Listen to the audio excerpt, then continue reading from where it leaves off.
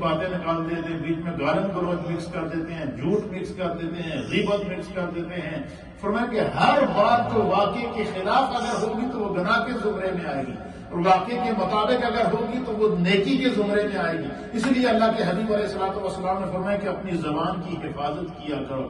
فرمایا کہ اللہ کے حبیب نے فرمایا کہ جو ہے وہ ہر وہ بات جو تمہاری زبان سے نکلی وہ اگر بری ہوگی تو تمہیں اس کے اوپر عذاب ہوگا، اور اگر وہ اچھی ہوگی تو تمہیں اس کا اجر دیا جائے گا۔ اسی لیے اللہ کے حبیب علیہ الصلوۃ والسلام نے فرمایا کہ اپنی زبان کی آفت سے بچے رہا کرو۔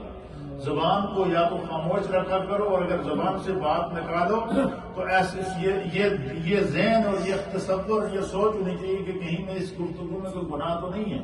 ہم دن بھر جتنی باتیں کرتے ہیں، کوئی حساب ہے ہم نے آج کتنی باتیں کی، اور کیا پتا اس میں کتنے گناہ ہوئے ہوں گے۔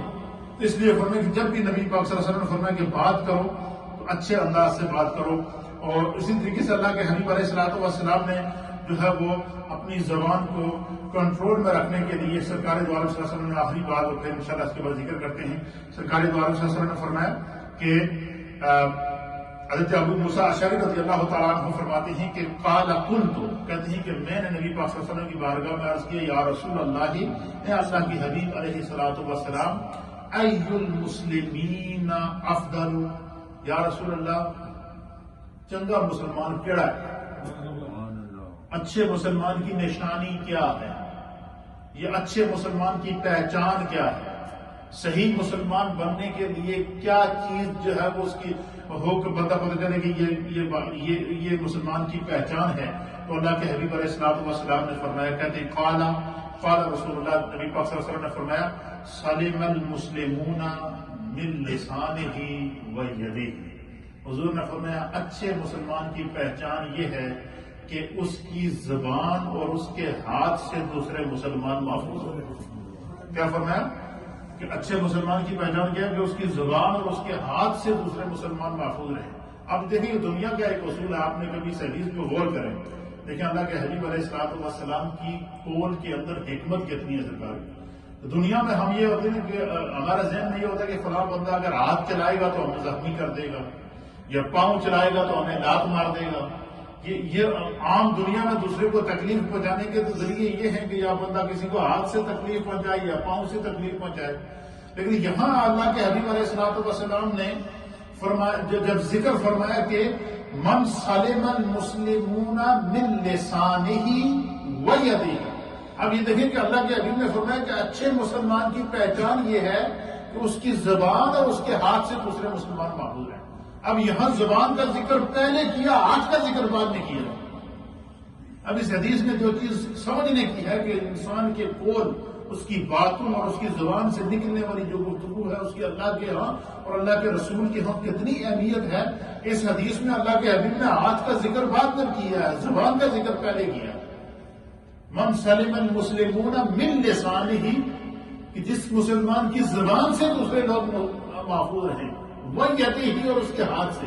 تو اس لیے علماء محدثین نے لکھا کہ اپنی زبان کو ہمیشہ کنٹرول میں رکھے۔ زبان سے نکلی ہوئی جو بات ہوتی ہے یہ فوری طور پر کیا کرتی ہے، انسان کو زخم پہنچاتی ہے۔ اتنا ہاتھ سے لگا ہوا زخم تو بھر جاتا ہے، لیکن زبان سے لگا ہوا زخم بھرتا نہیں ہے۔ اسی طریقے سے حضرت عبداللہ ابن عمر بن عاص رضی اللہ تعالیٰ عنہ بیان کرتے ہیں کہ نبی اکرم صلی اللہ علیہ وسلم نے فرمایا کہ المسلم من سلم المسلمون من لسانہ و یدہ والمہاجر من ہاجر ما نہى اللہ عنہ، رواہ بخاری و مسلم۔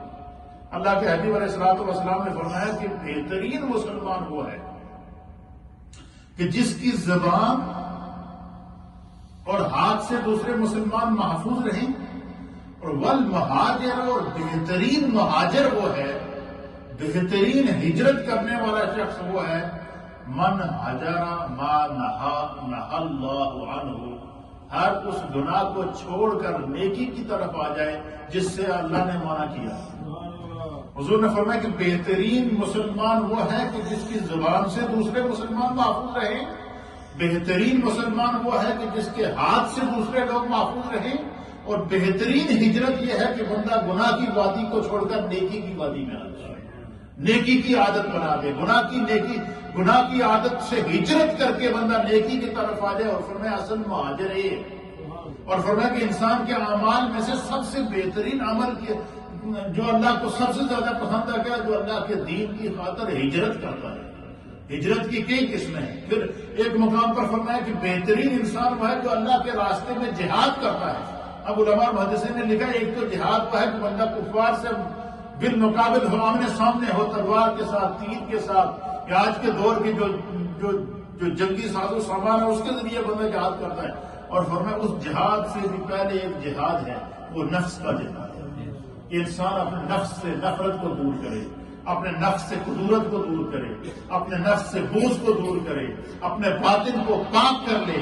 فرمایا کہ جو بندہ قد افلح من زکاہا، حضور نے فرمایا کہ اللہ فرماتا ہے کہ جو انسان یہ چاہتا ہے کہ میں کامیاب ہو جاؤں، تو فرمایا بہترین اور کامیاب انسان وہ ہے جس نے